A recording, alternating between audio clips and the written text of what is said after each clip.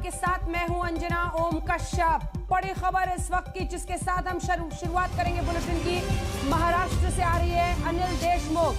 जी हां, गृह मंत्री थे, इस्तीफा दिया है। देशमुख के मामले में बॉम्बे हाईकोर्ट के खिलाफ उद्धव सरकार सुप्रीम कोर्ट का दरवाजा खटखटाएगी, यानी मामला अभी खत्म नहीं हुआ है।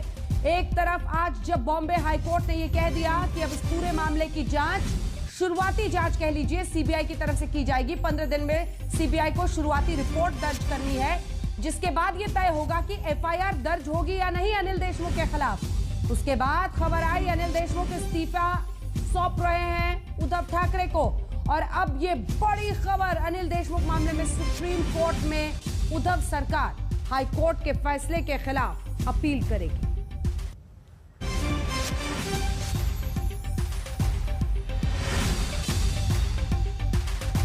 पहला स्टेटमेंट बहुत महत्व का था। उन्होंने कहा यह बहुत गंभीर आरोप है, अगर आरोप गंभीर है तो सबसे पहले गृह मंत्री को उनके पद से हटाया जाना चाहिए।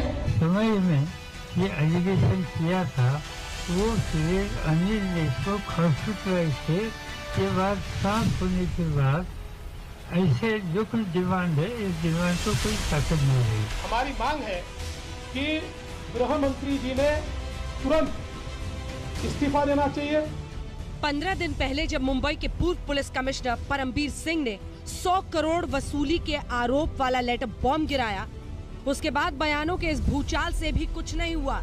लेकिन हाईकोर्ट के सीबीआई जांच के आदेश के महज 3 घंटे में गृह मंत्री अनिल देशमुख ने अपना इस्तीफा मुख्यमंत्री उद्धव ठाकरे को सौंप दिया। सिर्फ 3 घंटे पहले बॉम्बे हाईकोर्ट ने परमबीर सिंह के 100 करोड़ रुपए वसूली वाले मामले में सीबीआई जांच को मंजूरी दी थी। दरअसल जयश्री पाटिल की याचिका पर हाईकोर्ट ने माना कि न्याय के हक में ये जरूरी है कि डायरेक्टर सीबीआई को शुरुआती जांच के लिए निर्देश दिए जाएं। 15 दिन में जांच करके ये तय हो कि अनिल देशमुख पर एफआईआर दर्ज होनी चाहिए या नहीं। डॉक्टर जयश्री पाटिल ने 21 मार्च को मालाबार हिल थाने में शिकायत दी थी, लेकिन पुलिस ने इनवर्ड रजिस्टर में नोट करने के अलावा कोई कार्रवाई क्यों नहीं की। हाईकोर्ट ने कहा कि 20 मार्च को परमबीर सिंह की चिट्ठी में महाराष्ट्र सरकार के पुलिस कामकाज में सबसे वरिष्ठ मंत्री पर गंभीर आरोप है। ये आम नागरिक का पुलिस विभाग पर विश्वास से जुड़ा मामला है। कोर्ट इस मामले में मूक दर्शक नहीं रह सकता। मामले की जांच एक निष्पक्ष एजेंसी को सौंपना जरूरी है। एनसीपी नेता नवाब मलिक ने अनिल देशमुख के इस्तीफे पर कहा कि किसी आरोप को हम स्वीकार नहीं रहे, लेकिन हाईकोर्ट के आदेश के बाद अनिल देशमुख इस पद पर नहीं रहना चाहते थे। सीबीआई इंक्वायरी बिठाया है, पार्टी तो उनके साथ खड़ी थी, लेकिन स्वयं वो इस्तीफा देना चाहते थे। उन्होंने जो इच्छा जताई उसे मान्यता दी गई है। उन्होंने मुख्यमंत्री के पास इस्तीफा दिया है। बीजेपी ने महाराष्ट्र सरकार पर सीधा धावा बोल दिया। केंद्रीय मंत्री रविशंकर प्रसाद ने उद्धव ठाकरे को ललकारा, कहा ये महाअघाड़ी नहीं महावसूली सरकार है। वहीं देवेंद्र फडणवीस ने कहा उद्धव सरकार ने वसूली के लिए पुलिस फोर्स का इस्तेमाल किया है। लेकिन हमारे उद्धव ठाकरे जी कब बोलेंगे? उनकी खामोशी कई सवाल खड़े कर रही है। The consistent conspicuous silence of Mr. Uddhav Thackeray is by itself raising a lot of questions. मुख्यमंत्री मौन क्यों है? ये पूरा प्रकरण बढ़ता गया, प्रकरण जटिल होता गया, परत दर परत खुलता गया। इसमें से कई आश्चर्यचकित करने वाली चीजें बाहर आई, कई सरकार का और स्टेट का नाम खराब करने वाली घटनाएं घटी। इन सारी चीजों में मुख्यमंत्री जी मौन रहे। पुलिस फोर्स को प्राइवेट आर्मी की तरह वसूली के लिए अगर इस्तेमाल किया जाए तो इससे दूसरा कोई अलग उसमें से निष्कर्ष नहीं आ सकता। मुकेश अंबानी के घर एंटेलिया के बाहर स्कॉर्पियो में विस्फोटक का मामला बढ़ता बढ़ता आज अनिल देशमुख के इस्तीफे पर पहुंच गया। दरअसल पूरा भूचाल इस मामले में सब इंस्पेक्टर सचिन वाजे की गिरफ्तारी से शुरू हुआ। महाराष्ट्र का सबसे बड़ा संकट तब गहराया जब इस मामले में कुछ दिन बाद मुंबई के पुलिस कमिश्नर पद से परमबीर सिंह का ट्रांसफर कर दिया गया। परमबीर सिंह ने उसके बाद ऐसा लेटर बॉम्ब गिराया जिसमें उन्होंने दावा किया कि गृह मंत्री अनिल देशमुख अपने आवास पर सचिन वाजे से मुलाकात करते थे। साथ ही उन्होंने हर महीने मुंबई से 100 करोड़ रुपए की वसूली करने की बात कही थी। 15 दिन पहले की इस चिट्ठी के बाद से ही रोज शरद पवार और देवेंद्र फडणवीस के बीच आरोपों का घमासान होता रहा, लेकिन आज हाईकोर्ट के हस्तक्षेप के बाद नप गए अनिल देशमुख और बीजेपी अब नैतिकता के सवाल पर सीधा मुख्यमंत्री उद्धव ठाकरे पर निशाना साध रही है। विद्या, कमलेश सुतार और साहिल जोशी के साथ आज तक ब्यूरो। और इससे पहले कि आपका परिचय खास मेहमानों से कराएं जो हमारे साथ चर्चा में शामिल होंगे, इस वक्त हमारे साथ पूर्व मुख्यमंत्री महाराष्ट्र के भारतीय जनता पार्टी के नेता देवेंद्र फडणवीस फोन लाइन पर सीधा जुड़ रहे हैं आज तक पर। देवेंद्र जी, पहला सवाल आपसे यही, 15 दिन बाद अनिल देशमुख ने इस्तीफा दिया है, आप पहले दिन से उनके इस्तीफे की मांग कर रहे थे, आप लोग इससे भी संतुष्ट नहीं दिखते? मैं ऐसा मानता हूं कि इसमें बहुत देरी हुई है। ये समय पर नैतिकता के आधार पर अगर इस्तीफा देते तो शायद उसको नैतिकता के आधार पर इस्तीफा कहा जाता, लेकिन अब जब हाईकोर्ट ने बहुत ही स्पष्ट रूप से एक ऑर्डर पास किया और सारे मसले को सीबीआई के पास पी के लिए भेजा, उसके बाद ये इस्तीफा आया है। इससे पहले तो हमने सबने ये देखा कि किस प्रकार से पूरी की पूरी सरकार इन लोगों के बचाव में उतरी थी और किस प्रकार से इनका बचाव किया जा रहा था, इनको डिफेंड किया जा रहा था। तो मुझे लगता है कि ये हमको इस बात का समाधान है कि इनका इस्तीफा है, पर मैं मानता हूँ बहुत लेट आया है। सीएम को क्यों घेर रहे हैं आपने मुख्यमंत्री को घेरा है, अब गृह मंत्री ने तो इस्तीफा, क्या चाहते हैं आप लोग? देखिए अब हमारे मांगने से वो कोई इस्तीफा वगैरह तो देने नहीं वाले। कम से कम मिनिमम हमारी अपेक्षा यह है कि आपके नाक के नीचे इतना सिंडिकेट चल रहा है, आपके नाक के नीचे लोग पैसा वसूली, हफ्ता वसूली कर रहे हैं, एक्सटॉर्शन चल रहा है और पुलिस एक्सटॉर्शनिस्ट बन रही है। ऐसे समय आप कम से कम जनता को आश्वस्त तो करें कि हम इसके ऊपर कोई उपाय करेंगे, हम किसी के ऊपर एक्शन लेंगे। उसकी जगह आप तो सबको शेल्टर करते जा रहे हैं। तो इसलिए हम तो कम से कम मिनिमम एटलीस्ट वो सामने आकर बयान दे और जनता के सामने दो बातें तो कहें। बयान चाहते हैं आप उनसे या आप उनसे इस्तीफा चाहते हैं देवेंद्र जी?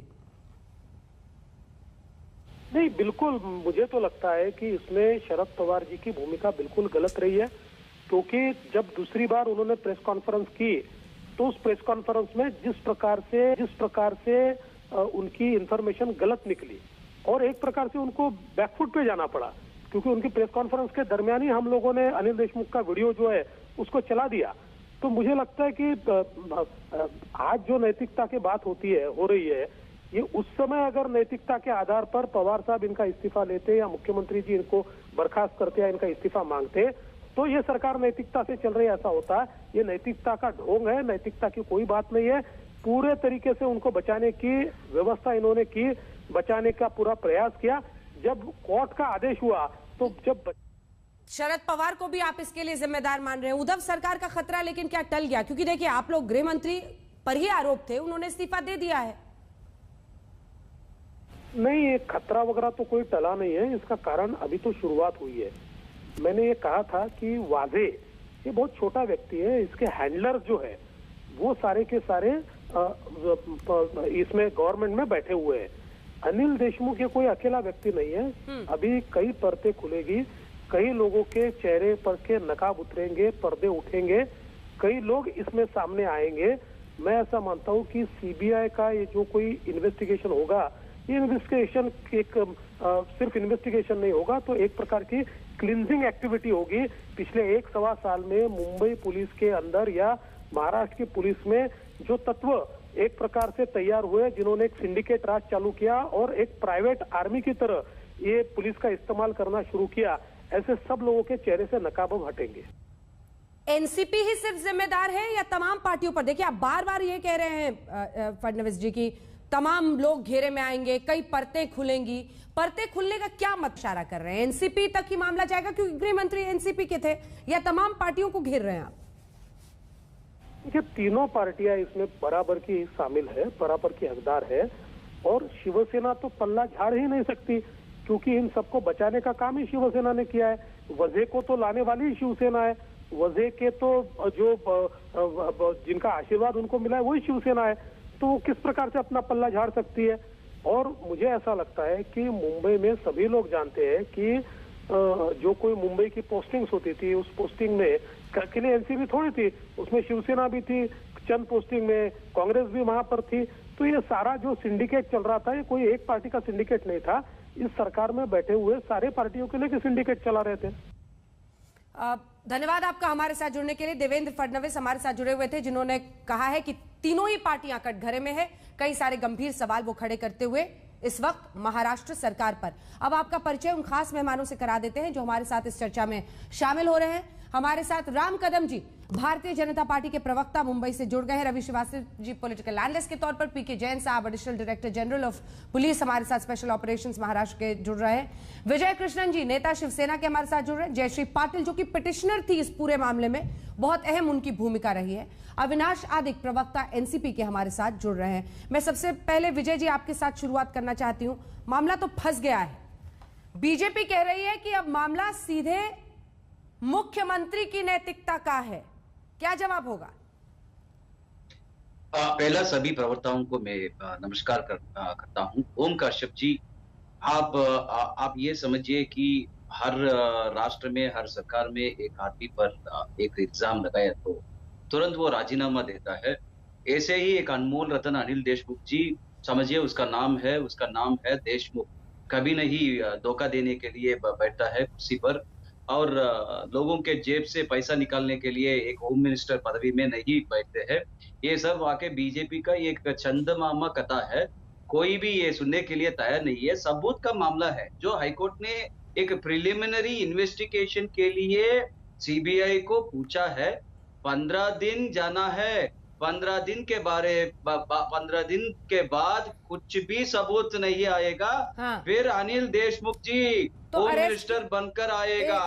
ये समझिए, ये मीडिया हाइप से राम कदम जी एक माननीय एमएलए है, पाटिल जी एक अध्यक्ष है, और फडणवीस जी एक मुख्यमंत्री है, तो माजी मुख्यमंत्री है। तो विजय कृष्णन, उन्होंने इस्तीफा क्यों दिया? गिरना है, हम सत्ता पर आना है, सत्ता पर तुरंत। अरे कृष्णन जी, इस्तीफा क्यों दिया फिर? अगर मीडिया हाइप सिर्फ हो रहा है, क्यों दिया? और ये कौन सी नैतिकता है जो 15 दिन बाद तब जागी जब हाई कोर्ट ने इंटरवीन किया? एक सेकंड, नैतिकता का सवाल तो उस दिन होता है जब अपनी पुलिस इन्वेस्टिगेट कर रही है और गृह मंत्री कहे कि पुलिस इन्वेस्टिगेट कर रही है, मुझे इस्तीफा देना पड़ेगा, वो मुझे ही रिपोर्ट करती है, उनके नीचे उनके मातहत आती है। ये कौन सा किसी नैतिकता है जो 15 दिन बाद तब जागी है जब सीबीआई, एक स्वतंत्र एजेंसी को जांच सौंपी गई है? देखिए, ex police commissioner of Mumbai Ranbir Singh ji ने एक हवाई बात किया है, कोई एफिडेविट नहीं सबमिट किया है, कोई सबूत नहीं सबमिट किया है। मैं सुन रहा हूँ, लेकिन मेरिट्स ऑफ द केस में जा ही नहीं रही। मेरिट्स ऑफ द केस तो अभी सीबीआई जांच करेगी, 15 दिन में ये तय करेगी कि ये एफआईआर दर्ज होनी चाहिए, नहीं होनी चाहिए। हाईकोर्ट ने कहा है ये हर नागरिक का अधिकार है कि उसकी पुलिस निष्पक्षता से काम करती है या नहीं, उसमें भ्रष्टाचार है या नहीं, इसलिए जांच कीजिए। 15 दिन बाद तय होगा एफआईआर होनी है या नहीं। मैं मेरिट पर तो बात ही नहीं कर रही, मैं तो उस नैतिकता पर सवाल पूछ रही हूं जो 15 दिन बाद जागी है, जब एक स्वतंत्र एजेंसी जांच करेगी। जब पुलिस आपकी जांच कर रही थी, उस मामले में कुछ किया ही नहीं गया। ये कौन सी नैतिकता है सर?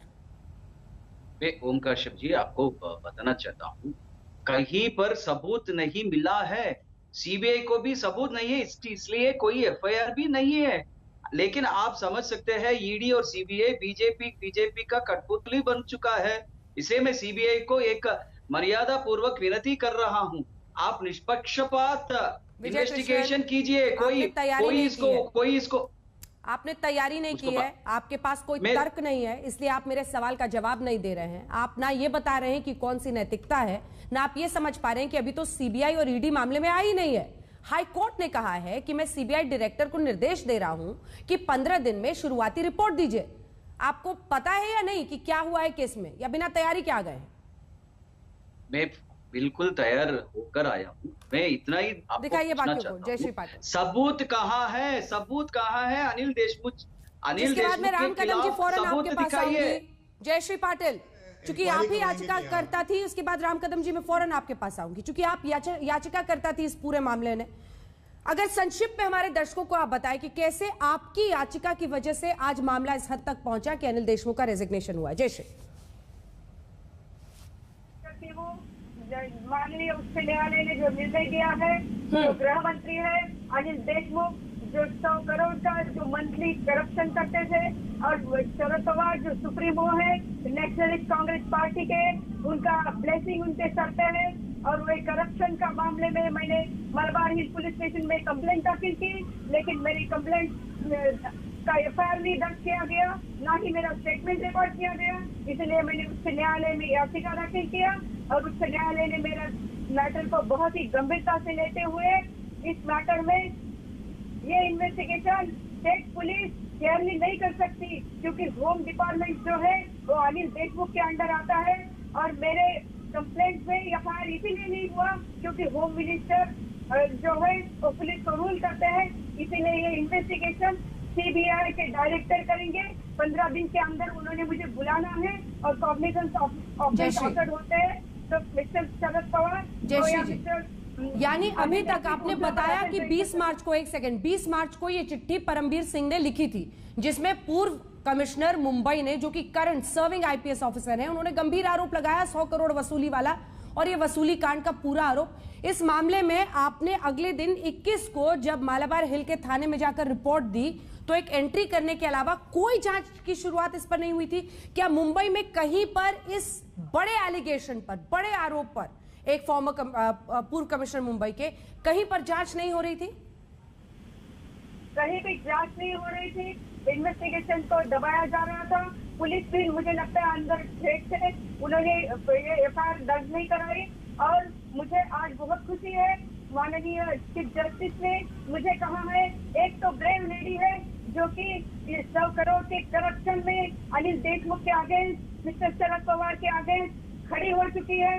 देखिए, मैं भारत माता की बेटी हूँ, एक स्वतंत्रता सेनानी की बेटी हूँ, मैं हार नहीं मानूंगी। चाहे शरद पवार, जिससे सब जानते हैं, जब आप चीफ मिनिस्टर थे तब दुखारी एमएलए 93 के बम ब्लास्ट में उन्होंने आवाज उठाई थी। आपने आपके टाइम उधर गोलियां मार के उनकी हत्या कर दी। दत्ता सामंत ने आवाज उठाई थी, उनकी भी गोलियां मार के हत्या कर दी गई। अब मुझे भी अगर इस तरह से आप खामोश करना चाहते हैं, नहीं रहूंगी।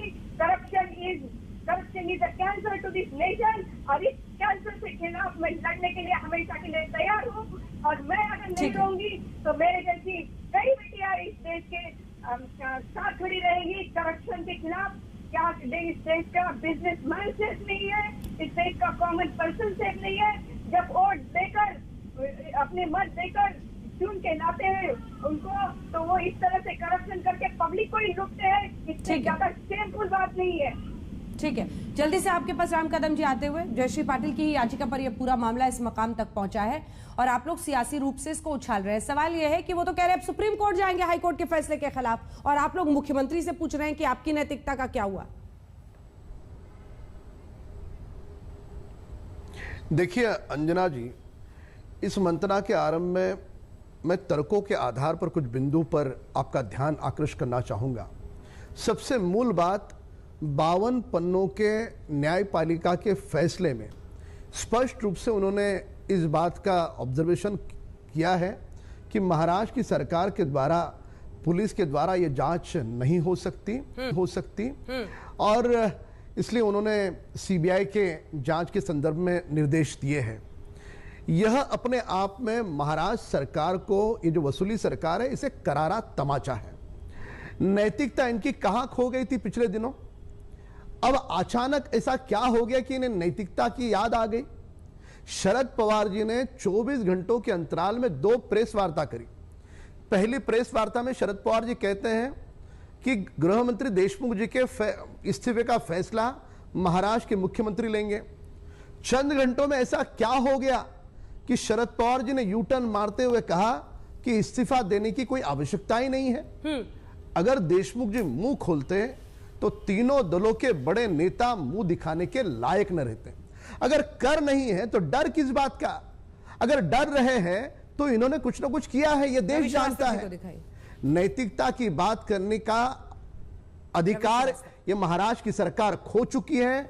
मुख्यमंत्री उद्धव ठाकरे जी की खामोशी दर्शाती है कि वे पहाड़ की तरह गलत काम करने वालों का समर्थन कर रहे हैं। और जिस प्रकार से वाजे गैंग हो, जिस प्रकार से रश्मि शुक्ला ने रिपोर्ट सौंपी, 230 दिन बीत जाने के बाद भी उस पर उन्होंने कोई कार्रवाई नहीं की, ये सारे बिंदु दर्शाते हैं कि ये तीनों दल की सरकार वसूली में लिप्त थी, आपराधिक मामलों में लिप्त थी, और ये सारा मामला वे रफा दफा करना चाह रहे थे। और उसी के लिए जो जांच कमेटी बिठाई गई, उसे कहा गया कि 6 महीने में आराम से रिपोर्ट सौंपो, यानी ठंडे बक्से में रफा दफा इस मामले को भी करना चाह रहे थे। आज जिस प्रकार से न्यायपालिका ने करारा तमाचा दिया है, इनकी इज्जत की धज्जियां सारे देश देख रहा है। और इज्जत की कह रहे, मुख्यमंत्री की पत्नी का जो अखबार है रश्मि ठाकरे जी का सामना, वे पहले ही कह चुका है। अविनाश आदिक जी, अविनाश आदिक जी। अंजना जी नमस्कार, सभी साथियों को नमस्कार। अंजना जी, सबसे पहले तो मैं आपको बहुत बहुत बधाई दूंगा कि कल आप 76 अवार्ड जीते हैं। Thank you so much. रही आज की चर्चा की बात, तो नैतिकता की बात भाजपा के मेरे मित्र राम कदम कर रहे हैं, पूर्व मुख्यमंत्री देवेंद्र जी फडणवीस साहब कर रहे थे, बड़ा आश्चर्य लग रहा था। देखिए, ये पूरा जो मामला हुआ है, इसकी हम तह पे जाए तो शुरुआत ऐसी हुई थी कि परमबीर सिंह जी ने कोई आरोप लगाकर ये कहा था कि उनसे बहुत बड़ी मात्रा में पैसे की मांग की गई थी, और ये उनको तभी समझ में आया था जब उनको मुंबई के कमिश्नर पद से हटाया गया था। उसके बाद जो हुआ, वो सुप्रीम कोर्ट चले गए। सुप्रीम कोर्ट में उन्होंने याचिका दायर की, लेकिन सुप्रीम कोर्ट ने उनको फटकारा और उनको कहा कि इसमें एफआईआर भी आपने दर्ज नहीं की है, आप पहले हाई कोर्ट जाइए। अब जयश्री जी यहाँ पर है, वो कुछ बातें कह रही है, उनको भी मुबारकबाद देनी चाहिए कि उन्होंने जो याचिका दायर की थी उसको हाईकोर्ट ने मद्देनजर रखते हुए सबको मुबारकबाद आपने दे दिया, अपनी नैतिकता समझाई नहीं सर। सब ये समझना चाह रहे हैं कि 15 दिन बाद जो जागे वो कैसी नैतिकता। बात पूरी सुन तो ले। जब हाईकोर्ट ने जयश्री जी की याचिका पर यह निर्देश दिया कि इसकी निष्पक्ष जांच हो, तब तक वो शरद पवार साहब हो या मुख्यमंत्री उद्धव ठाकरे साहब हो या बाकी कोई हो महाविकास आघाड़ी सरकार के घटक पक्ष में, हमने सबने ये पहले से कहा था कि ये आरोप जो है ये तथ्यहीन है, ये झूठे हैं। लॉजिक नहीं है ना सर। अविनाश जी, आपको काउंटर क्वेश्चन कर रही हूँ, आप समझिए मेरी बात। 15 दिन, एक सेकंड, 15 दिन सीबीआई पर तो होम मिनिस्टर का इन्फ्लुएंस होता नहीं है सर। अगर सीबीआई जांच करेगी, आप मेरे सवाल तो समझिए सर, अगर सीबीआई जांच करेगी तो उस पर तो होम मिनिस्टर का इन्फ्लुएंस वैसे भी नहीं होता है, इंडिपेंडेंट जांच है। ये तो जब राज्य द्वारा गठित कमिटी या कोई लोकल पुलिस करे, जो होम डिपार्टमेंट गृह मंत्री के मातहत है, तो उस पर इन्फ्लुएंस हो सकता है ना। तो ये नैतिकता समझ नहीं आ रही जो 15 दिन बाद जागी। चलिए जल्दी से खास मेहमानों का रुख कर लेते हैं। रवि श्रीवास्तव जी, आपके पास सवाल लेकर आ रही हूँ। आखिर ये जो देर से आई हुई नैतिकता जागी है, उस पर क्या कहना है आपका? उसको कैसे जस्टिफाई किया जाएगा? देखिए अंजना जी, आप सवाल पूछ रही हैं कुछ 15 दिन की नैतिकता का। हमारे बीजेपी के प्रवक्ता यहाँ पे बैठे हुए हैं, एमएलए राम कदम जी, ये बताएं कि इनकी पार्टी के होम मिनिस्टर हत्या के आरोप में फरार हो गए थे राज्य से, और नैतिकता कहाँ चली गई थी? इस्तीफा तो दूर की बात है, वो फरार हो गए थे। मैं नाम नहीं लूंगा, वो बहुत बड़े हैं, नेता हैं, मगर पूरी तरह से निर्दोष हो चुके हैं। आप मुद्दे से भटके नहीं है, आप मुद्दे से भटके नहीं है। जहां तक बरी होने का सवाल है, पूरी तरह से न्यायपालिका में बरी हो चुके हैं। न्यायपालिका पे मेरा भी विश्वास है। आप मुद्दों से भटके नहीं, तो कल को अनिल देशमुख भी बरी हो सकते हैं, आप विश्वास रखिए। मैं समझता हूं कि जब सरकार ने, प्रदेश की सरकार ने एक जज श्री चांदीवाल जी के नेतृत्व में कमेटी गठित कर दी है, जांच शुरू हो गई है, तो एक एक्स्ट्रा जांच का क्या औचित्य है? और ये समझता हूं कि सरकार को और अनिल देशमुख जी को, दोनों को जाकर के इसके बारे में सुप्रीम कोर्ट में अगर वो याचिका डाल रहे हैं तो निश्चित रूप से डालनी चाहिए। राम कदम जी, जवाब दीजिए। एक्स्ट्रा जांच करने का कोई औचित्य नहीं है, जांच तो हो रही है। उसके बाद में पीके जैन साहब, फौरन आपके पास आ रही हूँ। पीके जैन साहब, कम से कम 5 राज्यों ने देश न्यायपालिका ने, वो कह रहे हैं और जांच की क्या जरूरत है, कमेटी गठित कर दी गई है, वो जांच कर रही है। हुजूर आते आते बहुत देर कर दी आपने। जिस प्रकार से न्यायपालिका ने फैसला दिया है, इन्हें बहुत बड़ी मिर्ची लग चुकी है। डर नहीं है, डर है। तो क्या किया है आपने ऐसा? आपका दागी चेहरा, आपका दामन पूरी तरह से दागी है और वही कारण है। ना ना ना ना ना ना मेरी बात सुने आप। अब बारी हमारी है। आप बोलते समय मौन था, आप बोलते समय मौन था। रवि जी कर नहीं है तो डर किस बात का? और डर अगर है तो आपने ऐसा क्या किया है कि इतना डर रहे हो? इतनी मिर्ची लग रही है आपकी। जिस प्रकार से आपका ब्लड प्रेशर बढ़ रहा है यहाँ पर बात करते समय, अंजना जी के सवालों का आप जवाब नहीं दे रहे हैं। ये सुनिश्चित कर रहे हैं कि दाल में काला है, पूरी दाल काली है। सारा देश देख रहा है। जिस प्रकार के संगीन आरोप लगे उस समय आपने इस्तीफा नहीं दिया। आज जब न्यायपालिका ने करारा तमाचा दिया तब जाकर के मजबूरी के नाते आपको इस्तीफा देना पड़ा है। महाराष्ट्र के मुख्यमंत्री की खामोशी और उनका पहाड़ की तरह शरद पवार जी का उनका इन सारी गैंग के पीछे खड़े होना, उनका समर्थन करना, उनका बचाव करना, ये दिखाता है कि देशमुख जी ने अगर मुंह खोला, देशमुख जी ने अगर मुंह खोला, सुने आप मेरी बात सुने, ये सारा मामला अंजना जी, रवि जी आवाज नीचे करनी पड़ी, फिर मुझे आवाज नीचे करनी पड़ी। मुझे पीके जैन साहब के पास भी जाना है। एक लाइन में कंक्लूड कीजिए राम कदम जी। मैं जैन साहब आ रही हूँ। रुक जाइए रवि जी, थोड़ा सा रुकिए। राम कदम जी एक लाइन। देखिए अंजना जी, जब तर्क नहीं होते किसी बिंदु को काटने के लिए, तब बीच बीच में इस तरह से ओवरलैपिंग की जाती है। इनके पास कोई तर्क नहीं है। सारा देश देख रहा है कि किस प्रकार से फजीयत ये तीनों दलों की हुई है, सरकार की हुई है। तीनों दलों के बड़े नेता बड़े मजबूती के साथ ये पूरे गैंग का समर्थन और बचाव कर रही थी।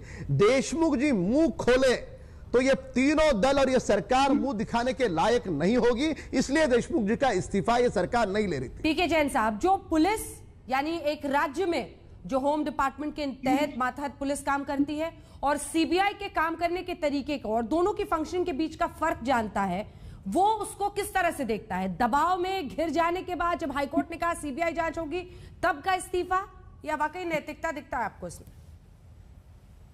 देखिए अंजना जी, स्टेट पुलिस जो है स्टेट गवर्नमेंट के अंडर काम करती है, थोड़ा ज्यादा प्रेशर रहता है। सीबीआई जो है वो गवर्नमेंट ऑफ इंडिया के तहत काम करती है, तो इसलिए दोनों ही एजेंसीज किसी न किसी पॉलिटिकल आउटफिट के अंडर काम करती हैं।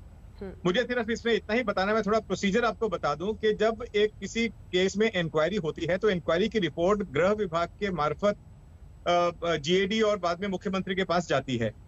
अब इस केस में गृह मंत्री की खुद की चौकसी इंक्वायरी होने वाली थी। अब वो इंक्वायरी रिपोर्ट उन्हीं के माध्यम से आगे जाए, मतलब इंक्वायरी भी उसी व्यक्ति की हो, जज भी वही बने और वही आगे डिसाइड करेंगे कि आगे क्या पुटअप होगा। ये बड़ा अटपटा सा लगता है। इस केस में जब शुरू में ये इंक्वायरी जस्टिस चांदीवाल को दी गई थी और ये सारा प्रोसीजर सबको मालूम है, तो इस केस में ये इंक्वायरी ऑर्डर होने के साथ ही अगर देशमुख साहब अपने पद से हट जाते तो आज उनकी इज्जत कई गुना ज्यादा बढ़ गई होती।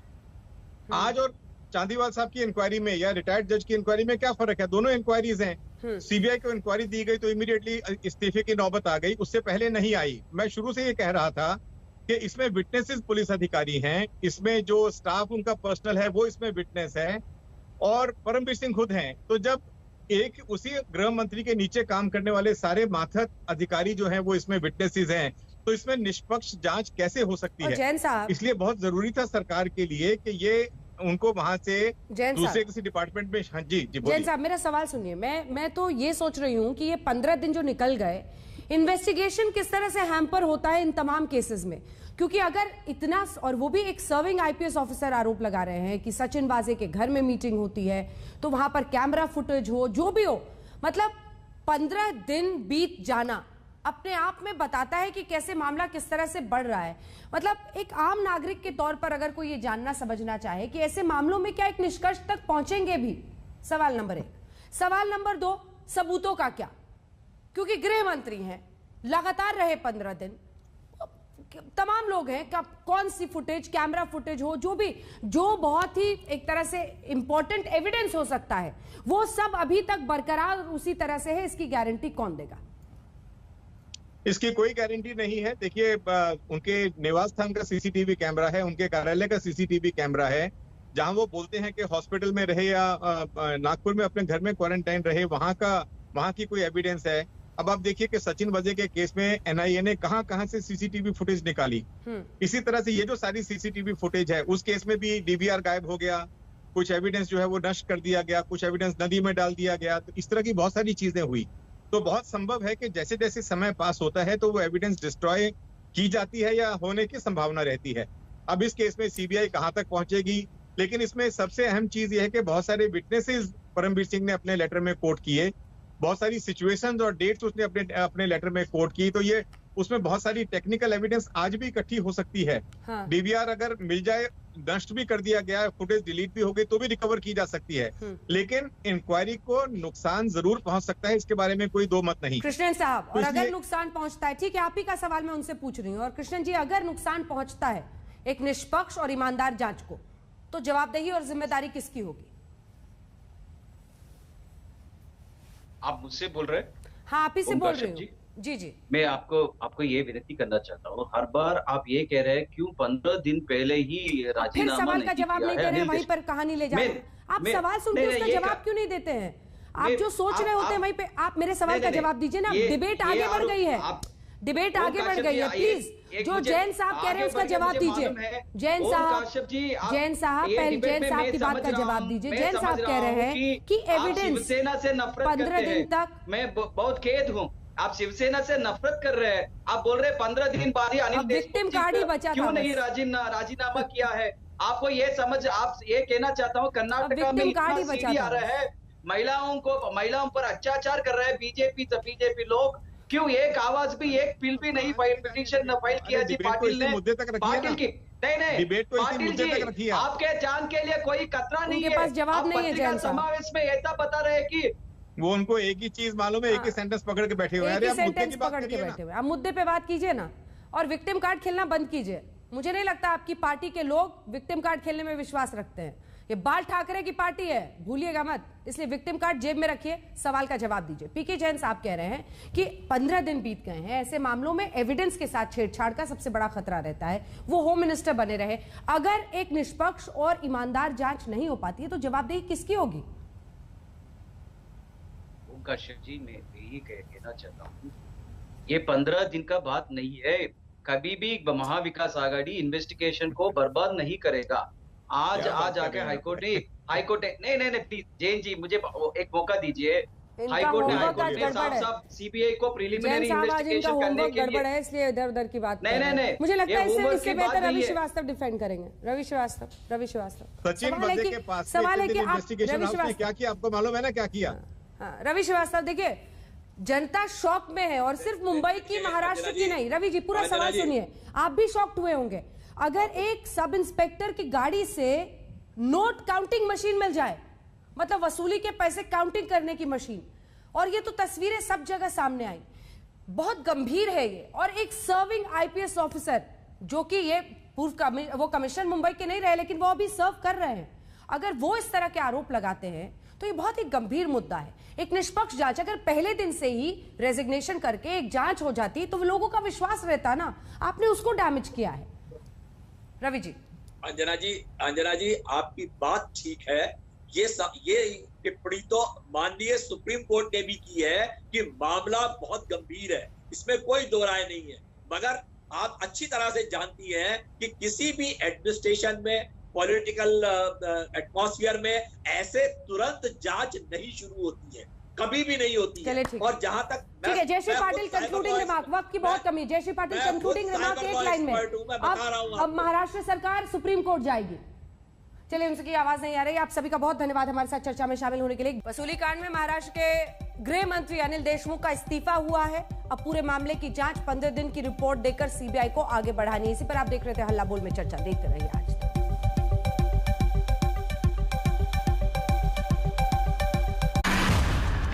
नमस्कार, मैं हूं अंजना ओम कश्यप। हमें उम्मीद है ये वीडियो आपको पसंद आया होगा। लेटेस्ट खबरों के लिए यूं ही देखते रहिए आज तक, और इस वीडियो के पसंद आने पर लाइक, शेयर एंड सब्सक्राइब करना ना भूलें।